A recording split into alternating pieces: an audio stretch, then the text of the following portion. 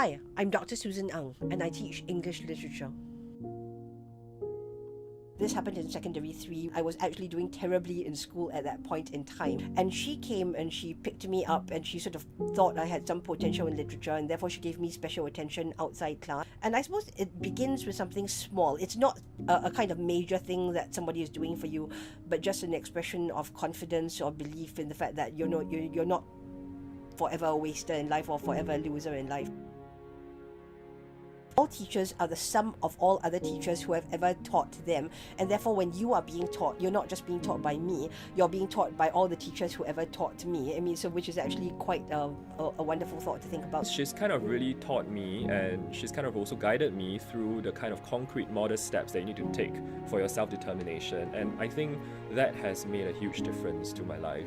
A lot of times implicitly, because she's humble, she would never presume that she will give the best advice for her life. But the thing is that through how she teaches, how she coaches and guides you, she tells you a lot really about how to deal with life. It's always very inspiring and encouraging and humbling as well to see a sort of infinite and incredible patience with students. Her enduring faith that in every student there is a diamond in the rough.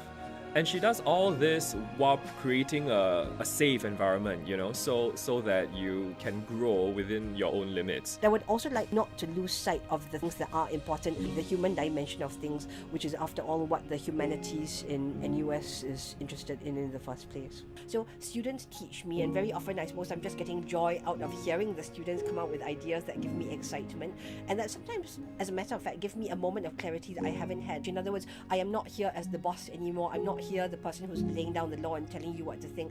I'm here as one person in this group who wants to hear what you have to say, and I would prefer in fact that you did the talking. This sort of tirelessness in which she seeks to understand other new ideas and not taking the safe route. You're learning from students partly because there are always ways that they think that you don't think, and therefore you're learning alternative perspectives. Generally speaking, I would say teachers have more experience, but that doesn't mean teachers have better brains. She always says thank you to us after class, and that has always amazed me. That's one of the things that has struck me. Like, if someone who is so smart and has so much authority can be so humble and learn from her students, then that's an attitude that I should kind of always have. She's kind of always giving time for consultations. She goes through your drafts, your revisions, she just points you towards your blind spots and things like that. I mean, that kind of generosity of spirit is something that I hope to approximate as a teacher today, and also as just generally a human, a person, towards other people. She also, in some sense, in all senses, actually has changed my perspective on teachers, I guess, and how they really can make a difference in students' lives. She really takes the time and effort to nurture and to personally develop each student, not just academically, but also outside the classroom. So what do I want? I want students with guts. I want students with resilience. I want students with flexibility. I want students with intellectual honesty, people who can process their own kinds of ideas and know exactly what it is they need to do to their own ideas or need to do to themselves. I wouldn't ever want a student to think of themselves as classed or defined by a particular grade that they got. That is to typify you in a way that is completely alien to the way in which I see the world. Dr. Ang is generous, Passionate, Dedicated, Extremely humble. she's open-minded, it's nourishing, giving, she's meticulous, erudite, Rigorous. incisive. she's intense. Yeah.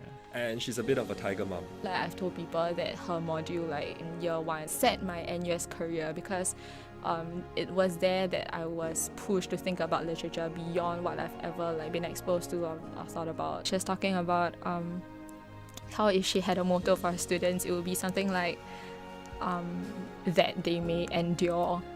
I think she needs to know that she's made such a real difference to so many lives, if mine is anything to go by, and that as an aspiring academic and lecturer and teacher of literature, I can only hope to approximate that what she has done and modeled, for me. As far as I know, it's been quite amazing and quite life-changing. Yeah.